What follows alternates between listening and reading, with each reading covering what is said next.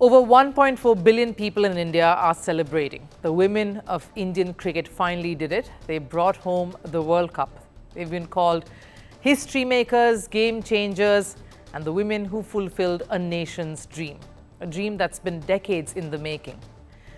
But not too long ago, these very women were trolled. They were targeted, dragged through the mud by the same people who are now calling them heroes.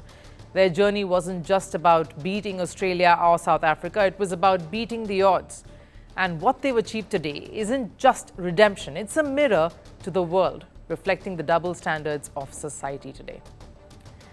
Now, we live in an age where gender equality is a hashtag, but in reality, it's still a battle cry. The Indian women's cricket team is the biggest proof of that.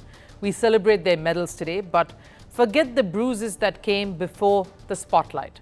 Take Harmanpreet Kaur, the captain who stood tall when the team needed her the most. She grew up in a small town, Moga, Punjab, where cricket was a boys' game. No fancy stadiums, no academy with floodlights there, just dusty pitches, borrowed bats, and a dream that was too big for her surroundings. She was told to play like a girl, and she did, by redefining what that even means.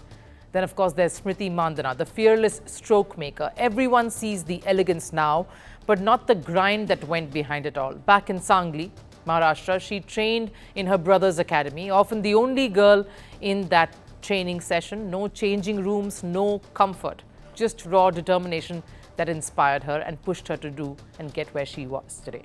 And Shafali Verma, the firecracker of Indian cricket, she had to cut her hair short just to play with boys. She hid her identity because talent had to disguise itself to be taken seriously at all and be allowed the space to grow.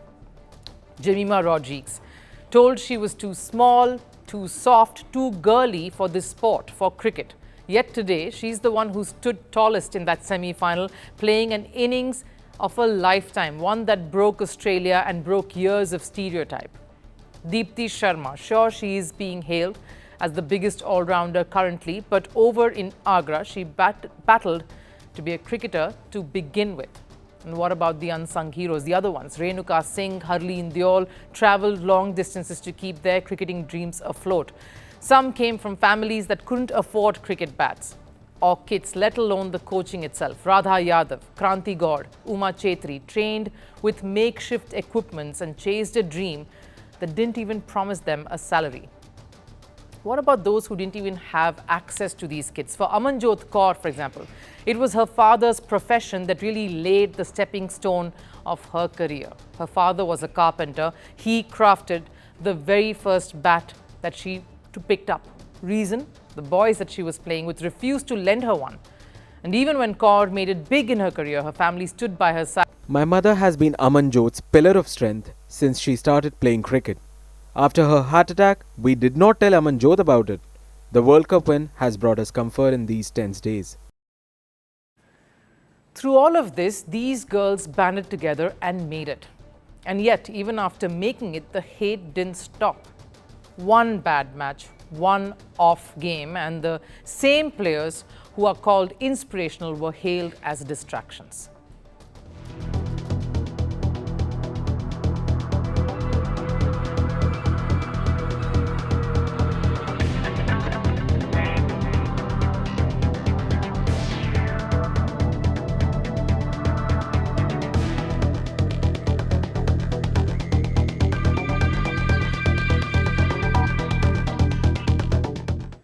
Focus on cricket, not on reels. Stop dancing, start winning, go back to the kitchen.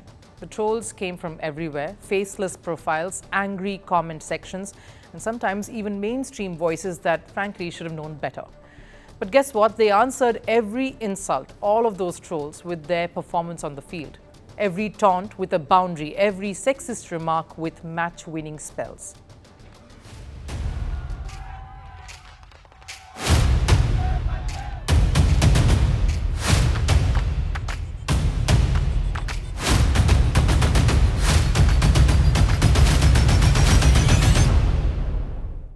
When India lifted that trophy, it wasn't just victory over South Africa in the final. It was victory over doubt, patriarchy and prejudice. Because these women didn't just win a title, they earned respect.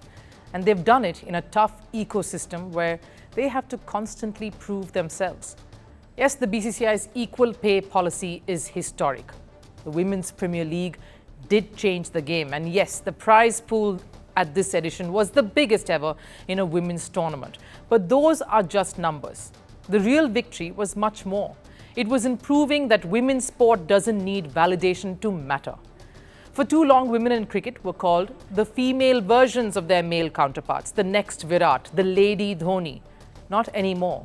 Now the men are proud to be called compatriots to the women who brought India its first World Cup. And for once, the celebration wasn't just for winning a trophy, it was for breaking a mindset.